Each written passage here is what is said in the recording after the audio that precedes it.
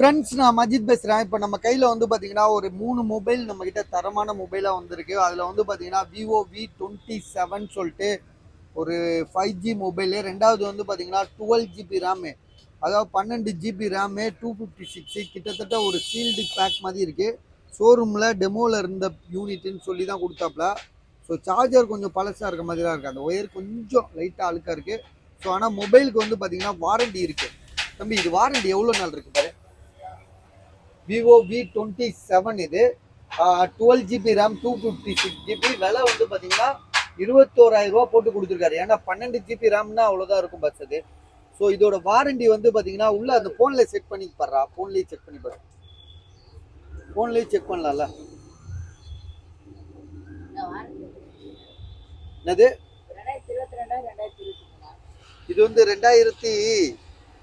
2023 தான், 24 பா. ஏன்பா போட்டு குழப்பற திடீர்னு? கேட்டு வாரண்டி முடிஞ்சிருச்சா? செட்டிங்ல உள்ள போய் பாரு.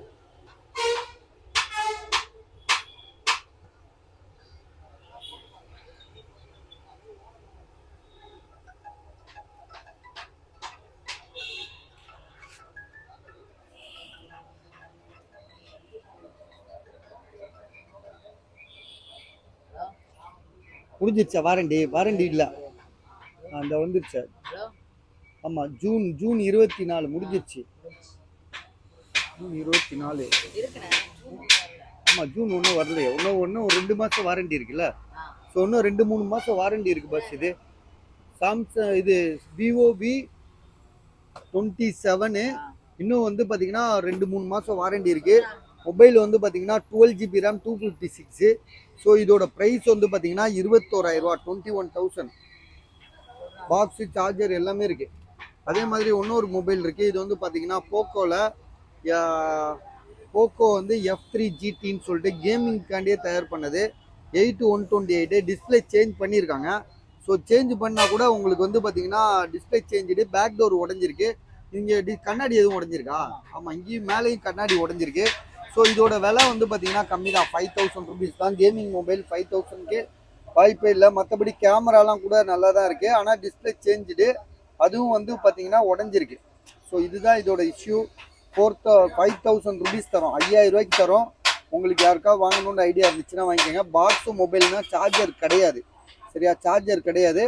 5,000 ருபீஸ், அதாவது 5,000 ரூபாய்க்கு தரோம் கேமிங் மொபைல். அடுத்தது வந்து பார்த்தீங்கன்னா இது என்ன மாடல்னா எட்ஜ் ஸ்க்ரீனு, 20,500 போட்டிருக்கு. என்ன மொபைல், என்ன மாடல் இவன்? இது தம்பி டெக்னோவா? டெக்னோ மொபைல் வந்து பார்த்தீங்கன்னா அது வந்து இது பயங்கர விலை தான் இருக்குது. 45-48 இருக்குன்னு நினைக்கிறேன் இதோட மாடல் நம்பரு. விலை இந்த மார்க்கெட் ரேட்டு.